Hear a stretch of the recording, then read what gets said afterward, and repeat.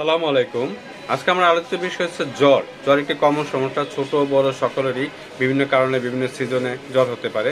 তো জ্বরের ক্ষেত্রে আমরা কিছু ঘরোয়া বা ভেষজ চিকিৎসার ফর্মুলা দিতে পারি যদি আপনারা উপকৃত হন। সেটা হচ্ছে প্রথমেই আমরা নিমের কলি নিব 6 গ্রাম, 120 মিলিলিটার পানির মধ্যে সেই নিমের কলিটাকে জাল দিব, জাল দিয়ে ছেঁকে আমরা একটু চিনি মিক্স করে সেটা দিনে দুবার খাবো।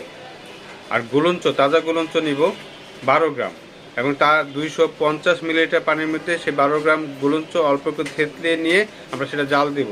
পানিটা যখন অর্ধেক হবে ছেঁকে তার সাথে একটু চিনি যুক্ত করে দিনে দুবার খাবো।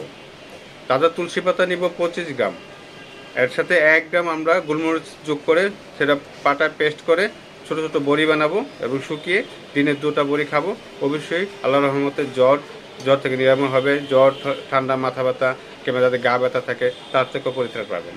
সবাই ভালো থাকবেন, সুস্থ থাকবেন, প্রকৃতির সেবা নেবেন। প্রকৃতি দেহের প্রকৃতি রক্ষক।